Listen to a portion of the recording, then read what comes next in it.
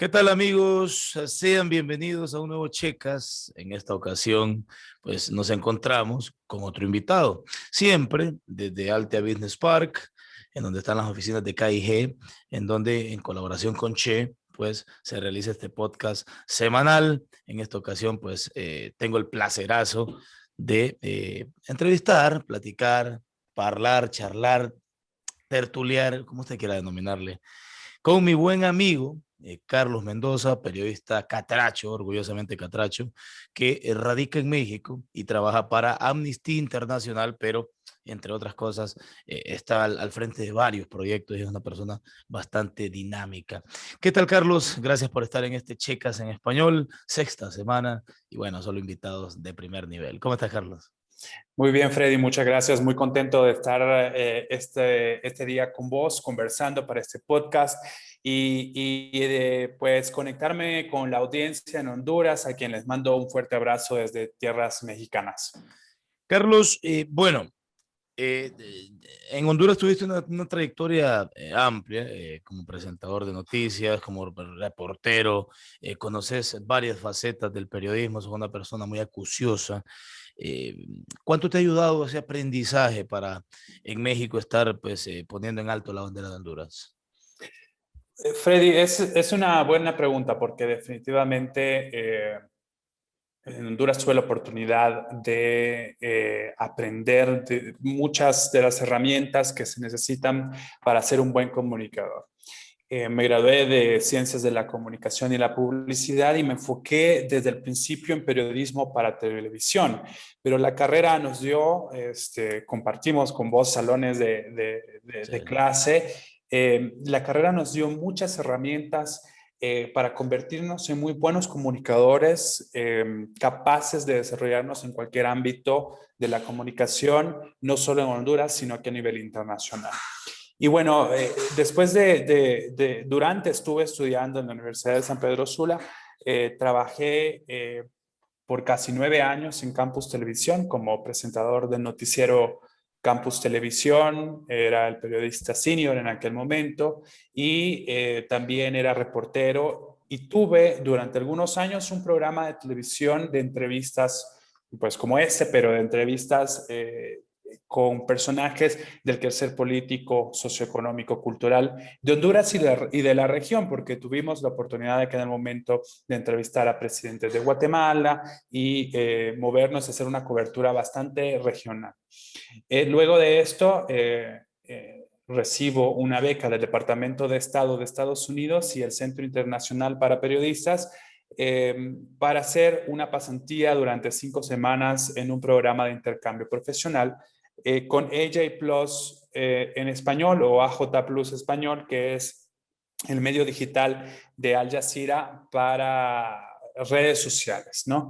Estando ahí, tuve la oportunidad, tras el asesinato de Berta Cáceres, la líder defensora del territorio, la tierra y el medio ambiente, al cubrir ese crimen, tuve la oportunidad de entrar en contacto con Amnistía Internacional. Y así fue como de repente me llegó una invitación para no solamente participar en el proceso, sino también a compartir a otros colegas la apertura de este puesto y me invitan pues, a entrar a trabajar como el manager de contenido de producción audiovisual para las Américas. Entonces, todas esas herramientas han ido construyendo, digamos, el expertise para desarrollarme en ese área. Carlos, la labor, bueno, obviamente has hecho distintas cosas. A nosotros como periodistas, y eso pues lo entendemos desde el primer día en que tomamos la decisión de ejercer esta maltratada labor, porque honestamente en Latinoamérica es una constante. Eh, Has hecho distintas cosas, pero lo que estás haciendo ahora mismo en Amnistía Internacional, ¿en qué consiste? ¿Cuánto te llena? Es de gran importancia, tengo entendido. ¿Puedes contarnos un poco de esa labor encomiable? Sí, mira, Freddy, yo me, me dediqué, desde niño supe que me gustaba la televisión, ¿no? Y una de las razones por las que decidí dedicarme al periodismo en mis primeros años de carrera fue porque porque quería que a través de mi carrera poder ayudar a las personas y poder servir como un puente para ayudar a levantar sus voces. Y era un trabajo que me llena el periodismo mucho, me gusta mucho, pero al entrar a Amnistía, esto tiene aún una gratificación aún más grande, porque me permite, de hecho, trabajar eh, para promover y defender los derechos humanos en el continente. Entonces, mi trabajo consiste en liderar la estrategia de comunicación, en coliderarla con mi colega, que es el gerente de medios, el manager de prensa, digamos, de medios, y yo soy su contraparte como el manager de contenido y producción audiovisual. Y juntos lideramos esta estrategia de comunicación de la mano, obviamente, de todo un equipo que día a día está observando, dando seguimiento a las graves violaciones de derechos humanos que ocurren en las Américas. Entonces, mi trabajo como comunicador se convierte ahora en no solamente cubrir noticias bajo un encargo de una dirección de prensa, bajo lo que está la agenda mediática de lo que está ocurriendo, sino también para elevar las voces directamente de las víctimas, no solamente en Honduras, sino en el continente. Entonces es es como un salario adicional, ¿no? Que te llena, que te hace levantarte, que te impulsa a trabajar horas extras, porque las violaciones a derechos humanos ocurren en cualquier momento, ¿no? En cada momento hay una crisis en Latinoamérica, que es un continente tan convulso, tan complejo.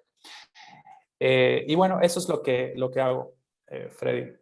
Se imaginó Carlos en algún momento, siempre fue alguien soñador, alguien que tenía esas aptitudes y las trataba de explotar, expandirse en todos los sentidos. Imaginó que algún día tendría una responsabilidad tan grande como la de liderar este tipo de proyectos destinados a promover, ¿no?, las buenas costumbres en América Latina, en que las cosas se hagan bien, que tanto cuesta. Seguramente pasas trabajando bastante en eso, porque en Latinoamérica las cosas cada vez están peor.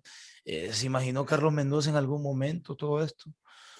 Mira, yo creo que la mayoría de las personas o muchas personas tenemos sueños y ambiciones de llegar lejos, pero la materialización de esos sueños es realmente un choque de realidad muy emocionante. Em, Antes, mucho antes, yo pensaba y decía, bueno, no solo vale con soñar, sino que hay que levantarse, tomar las oportunidades son para quienes la aprovechan. Y bueno, eso tiene cierto grado de razón, pero en realidad esto es algo que se denomina meritocracia.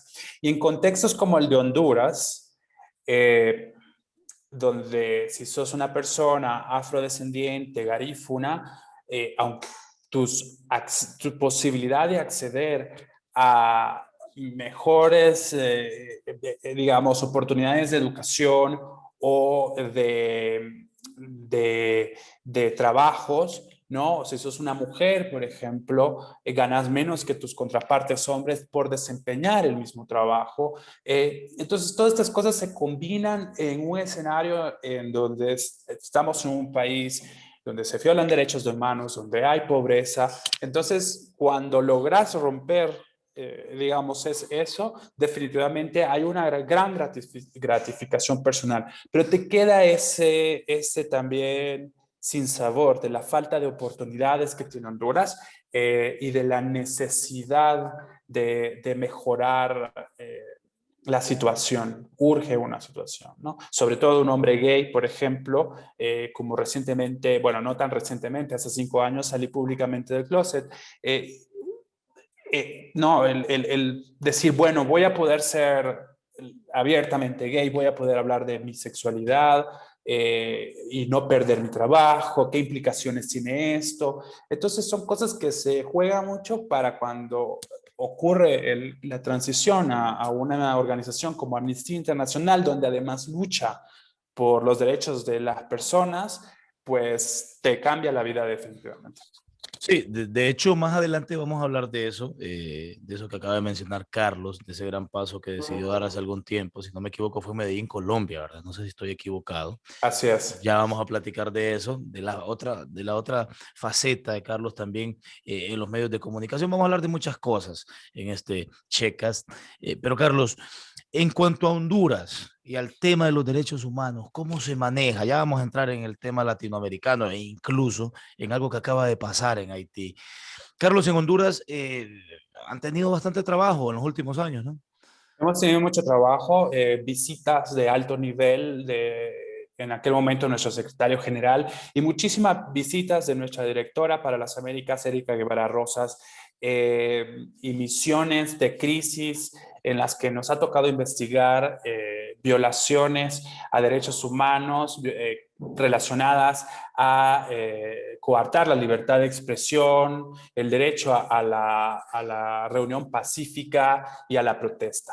Esas son una de las graves situaciones en Honduras, es decir, hay una falta de voluntad política, hay una violación constante de derechos humanos que emana del propio Estado, hay una militarización en las calles y cuando la gente protesta por todas estas cosas, pero además por la pobreza, la situación, todos estos derechos económicos, culturales y sociales, reciben no respuestas del gobierno, sino represión y muchísimas veces represión letal, ¿no? Personas que defienden el territorio, la tierra y el medio ambiente, como el caso icónico de Berta Cáceres, pero si nos remontamos a la historia, Janet Caguas y muchas otras mujeres y hombres que se han comprometido y han entregado su vida o han puesto su vida en riesgo para proteger el territorio, la tierra y el medio ambiente. Entonces, esto nos ha obligado como organización a mantener una constante vigilancia sobre Honduras. Y pues que son muchísimas cosas, ¿no? No sabes por dónde de repente va a surgir una nueva violación a los derechos humanos. Entonces es un país que definitivamente requiere de la atención de la organización y que, como lo ha dicho en repetidas ocasiones nuestra directora, ¿no? Es una falta de voluntad política. Hace poco desaparecieron personas unas personas de comunidad garífuna de Tela que no han aparecido. ¿Dónde están esas personas? ¿No? ¿Qué información? O sea, toda esta mora judicial, la situación precaria de las personas en las cárceles, la pobreza extrema, la violencia contra las mujeres, es una situación muy compleja que definitivamente genera gran preocupación, ¿no? Carlos, ¿cómo se ha manejado puntualmente temas específicos como esos que acabas de mencionar? Por ejemplo, el de Berta Cáceres, inconcluso todavía la resolución de este tema, por más que haya habido algunos avances. Amnistía Internacional, ¿cómo ha manejado esta situación? Porque obviamente la justicia hondureña es una cosa, Amnistía Internacional lo maneja con otros estándares. Ese y otros casos icónicos que se han dado acá. Sí, nosotros desde nuestro trabajo es dar un acompañamiento cuando las organizaciones de base como el COPIN, por ejemplo, así lo requieran. Y hemos estado vigilantes y hemos hecho campaña durante años por el caso de Berta Cáceres. Y apenas empezamos a ver ciertos visos de justicia, ¿no? Con la declaración de culpable como coautor del crimen de David Castillo. Esto genera pues un panorama diferente, pero también se establece la necesidad de continuar investigando porque la familia de las víctimas, no solo la sociedad hondureña, pero la familia de las víctimas merecen la verdad, merecen reparación y merecen justicia. ¿Qué quiere decir la reparación? El Estado está obligado a reparar a las familias de diferentes maneras de acuerdo a los estándares internacionales. Entonces, el Estado tiene una deuda enorme, una deuda gigante con la población hondureña, razón por la cual muchísimas personas huyen de Honduras. No solo huyen de la pobreza, huyen por el cambio climático, huyen por esta ola de violencia, huyen por las extorsiones, por no poder confiar en la policía, por no poder confiar en las autoridades, por la colusión con el narcotráfico de las altas esferas de la política hondureña. Entonces, es una situación muy compleja por la que atraviesa el país y que preocupa definitivamente a Amnistía Internacional. Amnistía Internacional, ¿cuál es el nexo primario que tiene Amnistía Internacional aquí en el país? Seguramente la Comisión de los Derechos Humanos, pero ¿con qué otros organismos ustedes, Carlos, tienen contacto permanente para tratar de paliar estas situaciones que pues obviamente perjudican al país y a la sociedad misma? Sí, bueno, son varias organizaciones y directamente con personas reconocidas, personas defensoras de los derechos humanos. Algunas, por mencionar algunas, podría decir el COPIN o FRANE, podría mencionarte Catrachas, por ejemplo, que es la Red Lésbica y Derechos de las Personas LGBTQI en Honduras, y otras organizaciones. Amnistía es un movimiento independiente de más de 7 millones de personas alrededor del mundo que son, muchas de estas personas son donantes directos a Amnistía, que donan una cantidad mensual, y otras personas son activistas y nos brindan su apoyo para promover y defender los derechos humanos.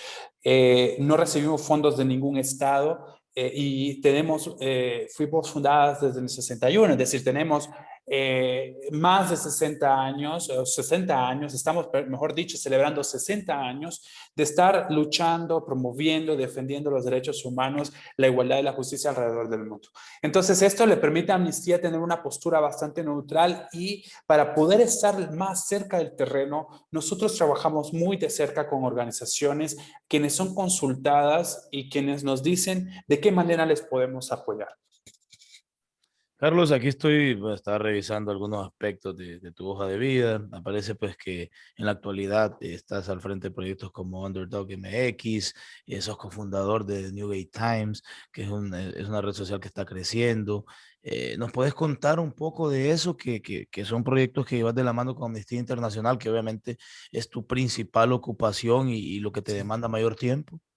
Sí, Freddy, bueno, con mi pareja lanzamos hace ya 3 años The New Gay Times. Ese es un medio LGBTQI basado en México, pero con una perspectiva latinoamericana. Estamos cubriendo temas muy importantes, no solamente para la comunidad LGBTQI, sino para todas las audiencias que nos quieran leer. Estamos abordando y normalizando ser una persona LGBT, y que esto ayuda a muchas personas que se encuentran pues en el closet, en el silencio, a sentirse acompañadas, que no están solas. El medio publica desde ciencia ficción, noticias, artículos de opinión, y ahí se va construyendo una gran comunidad en Facebook, Twitter e Instagram. Nuestro objetivo, como te decía, era conectar a personas comunes que llamaríamos comunes y corrientes, ¿no? Pero que son únicas, pero que a la vez tienen algo en común con otras personas. No los estereotipos, ¿no? Sino esas historias reales de personas haciendo cosas interesantes. Y bueno, mi pareja ya había fundado hace ya varios años Underdog, que es una revista masculina que nace con una mirada hacia no solamente la moda, sino la industria de la moda masculina, y poco a poco se ha ido convirtiendo en una revista enfocada en las nuevas masculinidades, es decir, romper esos estereotipos. Puede ser un hombre heterosexual, pero le pueden gustar las plantas, le puede gustar cocinar, le puede gustar algunas actividades que por estereotipos de género se cree que solo son para las mujeres, por ejemplo. Pero es definitivamente una revista masculina para todos los intereses, y muy enfocada en millennials que tienen un sueño de un mundo diferente, un mundo sustentable, una economía pues más sostenible, ¿no? Carlos, en cuanto a tu pasado reciente en Al Jazeera Plus, que es un gigante informativo del planeta, esa es la realidad. ¿Cómo fue esa etapa de aprendizaje, las labores que te tocaba desarrollar? ¿En qué cambió tu perspectiva del periodismo cuando llegas a formar parte de una empresa como esa? Bueno, definitivamente fue un cambio muy radical, porque vengo de hacer televisión Sí, bastante moderna, diría yo, porque en su momento Campus Televisión fue la primera televisora en Full HD digital de Centroamérica, y fue innovador en muchísimos aspectos, ¿no? Y Campus Televisión me brindó a mí la oportunidad de no solamente ir a la calle y hacer entrevistas o sentarme a presentar, sino que me obligó a mí a redactar, me obligó a mí a locutar, a editar mis propios videos, y eso rompió los moldes de los medios de comunicación, sobre todo las televisoras nacionales, en donde tenés un camarógrafo o camarógrafa, una periodista que va a la calle a hacer el reportaje, y entre 3 o 4 personas construyen un producto digital. Campus Televisión desde el principio pensó en que aquí no quiero ser como una publicidad, ¿no? Pero pensó en hacer un entrenamiento 360 grados para que los periodistas fuéramos bastante, digamos, integrales. Y eso me dio unas herramientas fuertísimas a mí, porque al hacer esta pasantía que yo te mencionaba con el Departamento de Estado de Estados Unidos y el Centro Internacional para Periodistas, pues me permitió hacerla en J Plus en español, y vieron en mí que no solamente pues ser un periodista, sino que además tenía otros skills, otras herramientas y conocimientos que podrían ayudar para abrir su mercado en Latinoamérica. Y bueno, esto cambió porque ellos trajeron una nueva forma de presentar la información con estos videos muy característicos de AJ Plus, y que se convirtieron rápidamente hoy 6, 7 años después, son un gigante de, creo que si no me equivoco, más de 5 millones de seguidores en Facebook.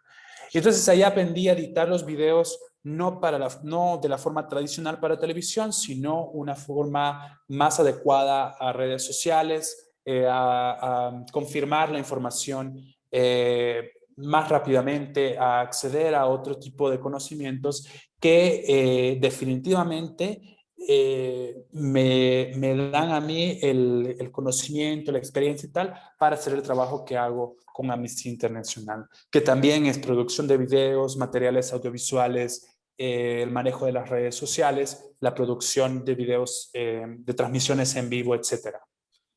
es lo bonito de esta labor periodística, ¿no? Cómo está concatenado todo, ¿no? Cómo un aprendizaje te lleva a un lugar, en ese lugar aprendes otras cosas que te dan, pues, naturalmente, esas herramientas, ¿no? Para desarrollarte en distintos medios, sabemos, y bueno, vos puedes explicarnos mejor porque has estado en esa área. Bueno, a mí también me tocó en Diario Deportivo 10, por ejemplo, la forma de dar en la web la información en las redes sociales es muy distinta a como por ejemplo se hace en televisión, en donde hace algunos años, Carlos, pues empezamos a dar esos pininos, Carlos un poquito antes. ¿Cuán importante es esa transición? ¿Cuesta, Carlos, de hacer reportajes que te llevaban 5 o 7 minutos, esas grandes redacciones que te tirabas en campus para poder llevar un material a la gente, pero de repente muy amplio? ¿Cómo se da ese paso, esa transición para, hey, vamos a dar un video, por ejemplo en Al Jazeera Plus o ahora en Amnistía, pero preciso, conciso y al grano, como sabemos decir en Honduras? ¿Cómo se comprime esa información y el efecto que sea el mismo? Mira, yo creo que el efecto es el mismo porque las audiencias son diferentes. Todo se basa en el consumo, los hábitos de consumo mediático. Si yo consumo televisión, estoy aceptando el estándar de televisión, pero si me informo a través de videos con nuevas formas de presentar la información en redes sociales, entonces consumo esa información. Comprimir la información, yo creo que todo está un poco en la creatividad del periodista o el productor, ¿no? Es cómo comprimo esta información y mezclar los textos con la imagen, que ambas cosas vayan comunicando rápidamente. La atención, ya lo veíamos, lo vemos en los comerciales de televisión, que duran 30 segundos, pero la atención se pierde a los 3 primeros segundos. Entonces, por eso es necesario que la entrada sea tan corta y tan enganchante que la gente se quede por lo menos 30 segundos más, que es la Impacte. siguiente, exactamente, que es la siguiente marca. Después de esos 30 segundos, en esos 30 segundos tengo que haber puesto toda la información condensada, directa, al grano, no, en una oración se tiene que decir la cosa. Si es el reto parecido un poco a la redacción para un periódico, por ejemplo, donde tenés limitación de titulares, etcétera, por el tamaño del texto que te asignan. Entonces ahí tiene que ver con la creatividad, pero el fundamento es el mismo. El periodismo, la pirámide de la información, el bloqueo de la información y la verificación de los datos, lo cual es sumamente importante, porque sin datos verificados, pues no es un periodismo de rigor. Fíjate, Carlos, que a propósito de eso, me gustaría conocer tu punto de vista al respecto. Bueno, a mí me ha tocado estar en televisión, en radio, escribir. Obviamente yo soy periodista deportivo y es diferente la manera en que se desarrolla el periodista deportivo y cómo lo hace el periodista del campo general, que fue, por ejemplo, lo que Carlos Mendoza hacía en Honduras y son cosas muy distintas, pero ¿dónde crees vos que está más el impacto, Carlos, al momento de dar una noticia? Redes sociales, que yo creo que es la nueva tendencia, pero bueno, no voy a responder por vos. O como era tradicionalmente, que de repente el periódico, ver un titular en un papel impactaba más que el hecho de decirlo en televisión y en radio, que las palabras se las lleva el viento o entra por un oído y sale por el otro utilizando adagios. ¿Cómo lo visualizas ese tema? Definitivamente las redes sociales es la forma más rápida de acceder a información, pero encontramos un reto en redes sociales y es poder diferenciar qué es información y qué es desinformación. Mal llamadas noticias falsas, pero cuando le llamamos noticias falsas, lo que estamos diciendo es que hay noticias que son falsas. Y no, las noticias, si son noticias, es información que ha sido verificada y se le ha dado un tratamiento riguroso, ¿no? Entonces, la desinformación es muy fácil que llegue a través de las redes sociales. Entonces, ahí lo que requiere es un filtro, un autofiltro y un discernimiento de qué es verdad y qué es mentira, ¿no?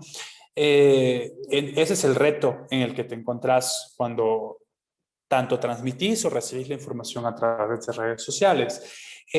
Creo que permite conectar más a las personas porque más usuarios se pueden convertir en reporteros ciudadanos, en periodistas de ciudadanos y compartir información que está ocurriendo en el momento, en el preciso momento. Yo recuerdo cuando inicié la carrera hace muchísimos, muchísimos años, hace una década quizás, y una profesora, en aquel momento no teníamos esos celulares, los smartphones, los celulares inteligentes que tenemos ahora, y esta profesora nos presentaba un modelo, era como una de ciencia ficción, ¿no? Del periodista multifacético, multimedia, ¿no? Entonces andaba como con una laptop, con una cámara, con todo eso. Bueno, obviamente ahora con esos aparatos, que si tengo un celular inteligente, me permite llegar, estar, transmitir mientras tenga internet y tenga, ¿cómo se llama? Un teléfono inteligente, puedo comunicar desde cualquier parte del mundo. Incluso si no tengo internet, hay formas de enviar la información eh, posteriormente, ¿no? Entonces, las redes sociales definitivamente es la nueva forma. ¿Qué diferencia? Yo creo que tiene que ver un poco la maquinaria que tiene la televisión tradicional, reporteros en todos lados, poder acceder, mucha más credibilidad porque tienen un carnet de periodistas, etcétera, pero las redes sociales le ganan a la inmediatez que tenía la televisión e incluso la radio, que aún la radio era mucho más inmediata que la televisión. Sí, claro, y hoy en día hay cualquier cantidad de periodistas detrás de un celular que pueden informar de ciertos hechos y de cosas a las que quizás por inmediatez no tienen acceso los medios de comunicación. Carlos, en cuanto a ese tema, esa diferenciación, al establecer un lazo comparativo entre el periodismo en Honduras y en Latinoamérica, coberturas internacionales, has hecho periodismo para medios internacionales, estás en otro país, con otra cultura, con otros hábitos periodísticos. ¿Cuál es esa diferencia o esas diferencias, porque asumimos que hay que pluralizar al tocar el tema, latentes que Carlos Mendoza observa? Um, ¿En qué específicamente, Freddy? El ¿En tema qué del sería? periodismo, a cómo se hace periodismo en Honduras y en Latinoamérica, ¿qué ¿Qué diferencias estableces a cómo se hace periodismo en Honduras, a cómo se hace en México, cómo se hace en Estados Unidos, Al Jazeera, que es un medio pues con origen de Medio Oriente? Mm. ¿Qué diferencias hay entre el periodismo catracho y el que se hace en otros países? Bueno, mira, en Honduras hay muchísimos periodistas que son muy buenos profesionales y que tienen muchísimo potencial. Yo creo que hay varios factores que entran en juego. Primero, Honduras es uno de los países eh, más peligrosos para ejercer el periodismo, es decir, te matan por decir la verdad, te matan por comunicar la información o te extorsionan o te obligan a autocensurarte, la censura previa. No solamente los medios de comunicación como tal, sino como periodista, por poner tu vida, no, te la pensás dos veces antes de poner tu vida en riesgo, porque esto implica también muchísimas veces un impacto para tu familia. Luego está otro factor muy preocupante y es la paga tan pequeña, ¿no? Los sueldos tan raquíticos que reciben las y los periodistas en Honduras. Las desigualdades que hay, que te mencionaba al principio, es decir, una reportera probablemente gana menos que un reportero, ¿no? Por el simple hecho de ser mujer. Y eso es una injusticia y una inequidad que debe de ser no solamente trabajada a través de, a nivel de gremio, sino que debe haber un cambio radical en el país. Entonces son estas cosas que hacen que haya pues periodismo mal remunerado, mal incentivado y que generan muchísimos espacios que afectan la calidad periodística en Honduras, que digamos que no atrae a tantos talentos a esa carrera también, ¿no? Y bueno, cada país es muy particular, pero muchos comparten ciertas formas de cubrir las noticias. Hay estándares en ciertos países, por ejemplo, un periodista no aceptaría ni un vaso con agua, pero en Honduras con mucha facilidad atenderíamos una invitación de empresarios a la cena navideña, ¿no? Entonces esto pues genera ciertos compromisos, ver a los empresarios como amigos cuando en realidad son entrevistados y uno pues podrá tener entrevistados que sean sus amigos, pero en realidad tiene que haber una separación muy clara entre mi espacio personal y mis actividades profesionales.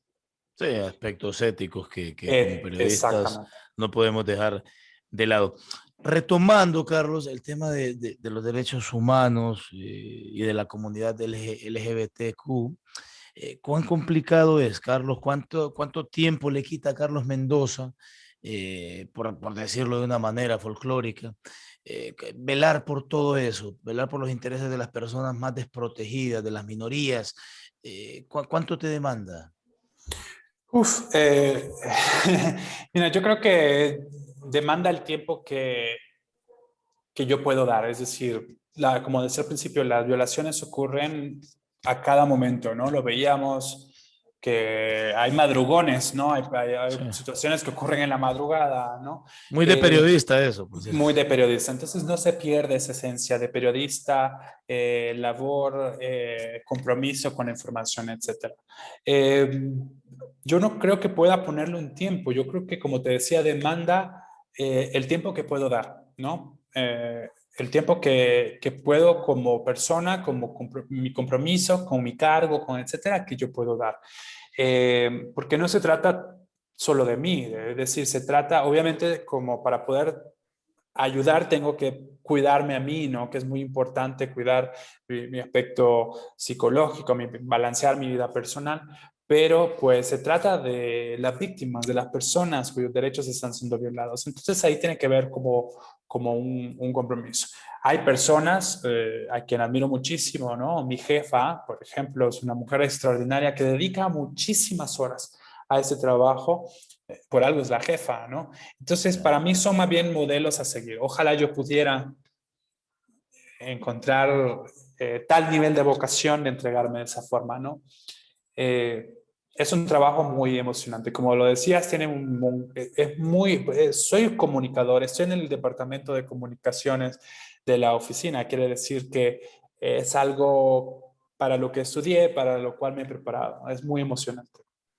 Carlos, en las últimas horas sucedió algo en Haití, el país más pobre de Latinoamérica, con Jovenel Moisés. No sé si lo dije bien, no sé si Sí. ando bien con el francés. Bueno, esas son cosas que, o sea, vos estabas seguramente comenzando tus labores, ni siquiera te habías levantado, porque eso fue muy temprano, fue de madrugada, en los países latinoamericanos, bueno, en Honduras, en Centroamérica, en México. ¿Cómo se está manejando ese tema, Carlos? ¿Cómo se manejan este tipo de eventos que son sorprendentes, ¿no? Porque en pleno siglo XXI que estén pasando estas cosas, no deja de ser sorprendente. Sí, definitivamente te obliga a monitorear la información, ¿no? O sea, apenas ocurrió hace unas horas Sí. y todavía estamos pensando un poco, analizando qué es lo que está sucediendo, ¿no? Definitivamente hay una preocupación genuina por las posibles violaciones a derechos humanos que puedan ocurrir. Eh, Eso ocurre, Freddy, a cada momento en Latinoamérica. Es en el momento que menos lo esperas, está ocurriendo una situación que puede conllevar una crisis de derechos humanos. Una manifestación en Nicaragua en 2018 se convirtió en una ola de represión por parte del gobierno que llegó a contarse más de 320 personas que perdieron la vida por protestar por sus derechos.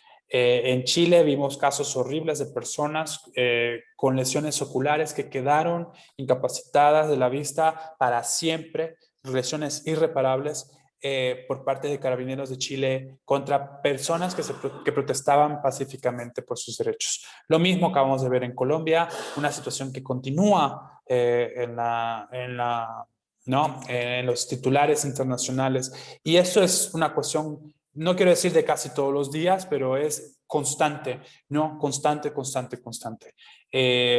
Lo que ocurre en Honduras escalado a un nivel regional y genera pues siempre mucho trabajo inesperado, ¿no? Reactivo. Eh, que ojalá no fuera así, porque cuando es reactivo quiere decir de que algo grave está ocurriendo, ¿no? En Colombia, ¿qué manejo se le ha dado a esa situación? Porque esa crisis social en Colombia, bueno, algunos meses después de lo que estaba pasando en Chile, se ha prolongado más de lo esperado. Sí, la organización ha hecho varios llamados a hacer un alto inmediato a la represión y a permitir el derecho a la libertad de expresión y a la reunión pacífica y a la protesta. Son derechos fundamentales. Hemos verificado videos de uso excesivo de la fuerza con nuestro equipo de verificación digital, expertos en analizar estos videos y darles no solamente una fecha de cuándo ocurrieron, sino una geolocalización que permite determinar el lugar donde ocurrieron los hechos. Y tras esta verificación hemos podido hacer esos llamados al gobierno de no utilizar más la fuerza brutal, el uso excesivo de la fuerza, la letalidad, el uso de armas letales y menos letales que no están permitidas para control de manifestaciones, etcétera. Es una situación sumamente grave que hemos vivido similares situaciones en Honduras cuando la gente se levanta a protestar una represión de gases lacrimógenos, de incluso muertes, ¿no? Uno de los casos antes de la pandemia, viajamos de emergencia a Honduras por el asesinato de no solamente de un joven, sino de que varias situaciones que pudimos constatar de graves violaciones a los derechos humanos de personas que se protestaban. Entonces, esto es una situación muy compleja en donde hemos visto a lo largo de los últimos años un levantamiento popular de las personas de Latinoamérica exigiendo sus derechos de una forma como nunca antes se había visto. Y ante ese clamor y levantamiento popular, una ola, ¿no? Puerto Rico, Chile, Colombia, Ecuador, Honduras, México. Entonces vemos esta ola de levantamiento de la ciudadanía para exigir sus derechos y como respuesta, en la mayoría de los casos, lo que estamos viendo es una represión estatal que contraviene los estándares internacionales. Carlos, bueno, ya pasando un poquito al plano personal y algo que dejamos pendiente, porque bueno, ya quedan pocos minutos para concluir. Carlos tiene algunas reuniones importantes que atender y bueno, los estándares del podcast de este Checas que celebra pues su sexta emisión. Pues obviamente por ahí va el tiempo. Carlos, bueno, en cuanto al momento en el que Carlos Mendoza decide salir del closet, como lo dijo puntualmente hace algunos minutos, ¿cuán complejo fue tomar esa determinación? ¿Qué sintió al momento de hacerlo? Repetimos, eso se dio hace 5 años en Medellín, Colombia. ¿Fue liberador, Carlos, que te trajo a tu vida, a una persona como vos que sos tan talentoso, que tenés tantos talentos en ese sentido, tomar esa decisión? Muchísimas gracias por el cumplido, Freddy, sobre mi talento. La Lo verdad es pienso, que lo pienso, lo pienso. te agradezco mucho. Yo, es bien complejo, ¿no?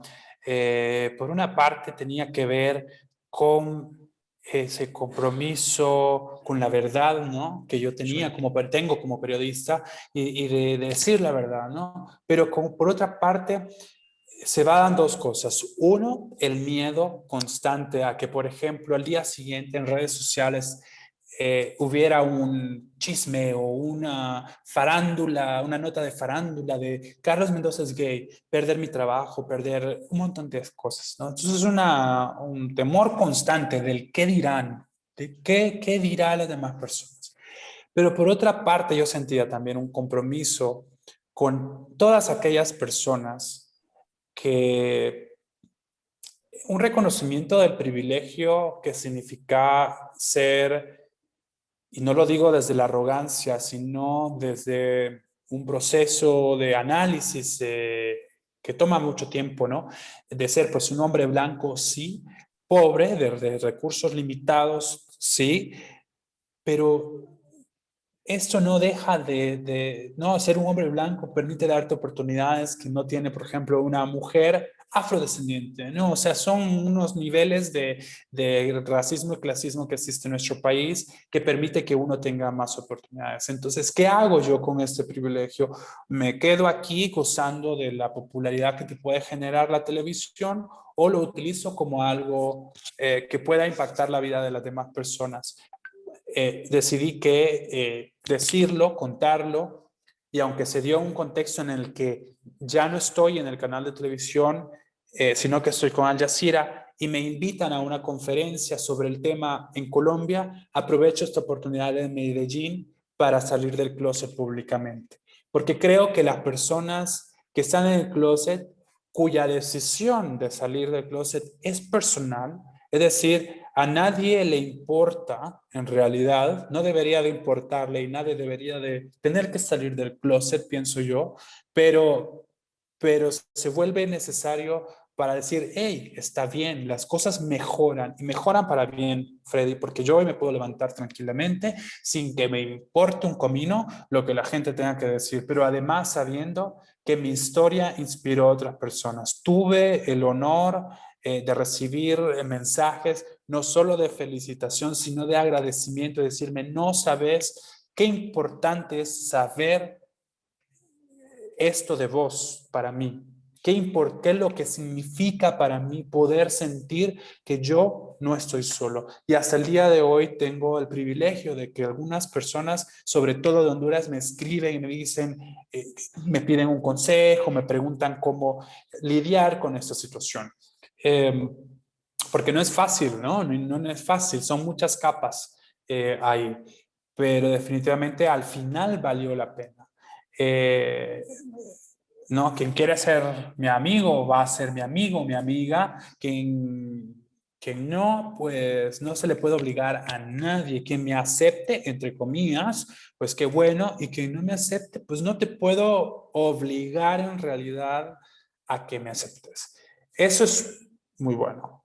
Eh, Claro, de contextos a contextos, de nuevo yo vuelvo al privilegio, una familia, digamos, con cierto nivel educativo. Esa no es la realidad de cientos de personas LGBT en Honduras, tristemente, ¿no? Pero al menos saben de que si la persona que está en televisión, eh, que no es el presentador de algún tipo de programa ligero, es el noticiero principal de un canal, requiere como cumplir ciertos estereotipos. Tiene que ser un hombre hetero, probablemente blanco y muy probablemente religioso, que se case, tenga hijos y que sea el ejemplo de familia, ¿no? Pero pues al decir a la chingada con todo esto, en realidad yo soy un hombre gay, normaliza un poco más y permite que otras personas se puedan sentir seguras de salir del closet, pero que no lo tienen que hacer, que cada quien lo hace en su momento, en su tiempo, cuando quieran, ¿no? Sí, incluso, bueno, incluso este tema de los estereotipos no precisamente, o sea, no siempre, claro, quizás en una menor muestra, pero no siempre va de la mano con el nivel educativo, porque hay gente que tiene un nivel educativo alto y es menos comprensivo, menos tolerante. Exactamente. ¿Qué se necesita, Carlos, para romper estereotipos, romper esquemas, que veamos de otra manera en nuestra cultura esta situación, que respetemos más las preferencias de los demás? Y no solo hablo en materia sexual, hablo también en aspectos educativos, políticos, deportivos, esa tolerancia que yo sé que va de la mano con el nivel educativo, pero también es algo intrínseco, que la persona, por muy buen nivel educativo que tenga, a veces no es capaz de discernir. Sí. Yo creo que tiene que ver tres cosas. Entender que los derechos humanos son para todas las personas, pero no te obliga a vos. Por ejemplo, el matrimonio igualitario y la legalización del matrimonio igualitario no te obliga a casarte con un hombre gay o con una mujer lesbiana, ¿no? Pero le permite a las personas LGBTQI una certeza jurídica, ¿no? Y es que todas las personas bajo la ley somos iguales y deberemos tener derechos que nos permitan acceder a los mismos derechos de todas las personas. Es un tema es un tema muy complejo. Yo creo que la gente debe primero vivir y dejar vivir, ¿no? Y segundo, entender que porque no se diga, que porque no se publique, pero no se visibilice, no quiere decir que no exista. Existen personas gays, existen personas bisexuales, existen mujeres lesbianas, transexuales, queer, intersexuales, etc. Y no van a dejar, no vamos a dejar de existir, ¿no? Entonces, mejor que vivamos en armonía y con protección a nuestros derechos todas las personas, a que hayan diferencias ante la ley. Porque ante la ley se supone que todas las personas somos iguales. El respeto al derecho ajeno es la paz, decía el gran Benito Juárez, Así es. ese prócer mexicano, bueno, de una tierra en la cual Carlos, pues solo puede decir grandes cosas, en donde está desarrollándose, siendo él mismo y pues dejando en alto el nombre de Honduras. Carlos, ¿cómo fue ese paso ante la familia? Pues el apoyo familiar, las palabras de aliento, las palabras de, hey, excelente, está bien, estamos con vos. ¿Hubo aristas de parte de algún entorno familiar? ¿Cómo fue ese paso? Mira, fácil no es, ¿no? Fácil no es porque hay, de nuevo, estos estereotipos que se deben cumplir, ¿no? Entonces, no es una sorpresa agradable para los padres al principio porque se cree que los hijos, pues, se van a casar y van a tener hijos, hijas, etcétera, y al no cumplir con esos estándares, obviamente, pues hay una desilusión. Pero más allá de la desilusión, porque sí hay aspectos que entran en juego como el ego, la vanidad de los padres, del que dirán, etcétera, que sí entran en juego, ¿no? Que no, un poco que cuesta entender que no se trata de ellos, sino de su hijo o su hija. Eh, También hay otro aspecto paternal y maternal que tiene que ver con lo que pueda sufrir su hijo o hija. Esto tiene que ver desde la discriminación cotidiana hasta enfrentarse a la muerte, porque en Honduras tristemente matan a las personas por ser LGBTQI, sobre todo las mujeres trans, que son, la expectativa de vida es muy, muy baja, ¿no? Entonces, esto se combina y supongo yo que no es todas las familias son diferentes, pero lo que sí es cierto, Freddy, es que en la mayoría de los casos todo mejora. La situación de la persona que sale del closet mejora, mejora. no se siente que se vive en una doble realidad, etcétera. Está, qué sé yo, mejora esa situación, pero nadie está obligado al salir del closet. Esa es la otra parte. ¿Por qué tiene que salir del closet? Tiene que ser algo que la persona decida y ojalá, esperaría yo, y es un llamado a los padres y madres, que pues sean, no, que recuerden que aman a su hijo o su hija y que no se trata de ellos como padres y de lo que puedan decir, etcétera, de que en qué fallé o qué maldición o qué, sino se trata de del bienestar de sus hijos. No fue fácil para mi madre, pero ahora orgullosamente puedo decir de que mi madre es una mujer que defiende también los derechos de las personas LGBTQI. Excelente, ¿no? Y viniendo de alguien que lo vivió en carne propia, que es voz autorizada para hablar del tema, pues es excelente escucharlo. Carlos, para irnos despidiendo en este sexto Checas en español, ha sido interesante. ¿Algún mensaje que quieras mandarle a la gente que nos está escuchando a través de las redes sociales de Che? ¿Algún mensaje que tengas para esas personas que nos están escuchando? Muchas que seguramente se van a identificar con el tema, otras no, respetamos. ¿Algún mensaje que les quieras enviar? Bueno, ¿qué te puedo decir? Ha sido tan variada la conversación Sí, que no sé ni siquiera por dónde empezar. Pero como mucho de eso se ha enfocado en los derechos humanos, yo creo que a las personas invitarlas a defender los derechos humanos y no permitir que que también aquellas personas que dedican su vida a defender y promover los derechos humanos, como lo mencionaba ya antes, pues Berta Cáceres, ¿no? Que es un caso muy icónico. Esas personas necesitan protección y de nuestra ayuda urgente, ¿no? Entonces es un llamado a que exijamos que se protejan y que además se les permita desarrollar su trabajo porque nos beneficia a todas las personas, ¿no? Defender el medio ambiente es un beneficio para todas las personas ante el cambio climático que es muy real. Y defender los derechos de las mujeres nos beneficia a todas las personas porque vamos a cambiar como sociedad. Entonces, esa es la invitación, Fred. excelente, Carlos. ¿Cómo te encuentran en las redes sociales, Carlos? Las personas que están escuchándonos aquí en este Checas en español. Sí, Freddy. Bueno, en Facebook me encuentran como Carlos Mendoza y tengo un perfil público. Y en Twitter es muy fácil encontrarme, Freddy, porque es Carlos Mendoza R guión bajo. Entonces es mi nombre, Carlos Mendoza R guión bajo. Así me encuentran en Twitter. Bueno, a mí me encuentran en Facebook como Freddy Nuila y en Twitter como @Frediro19.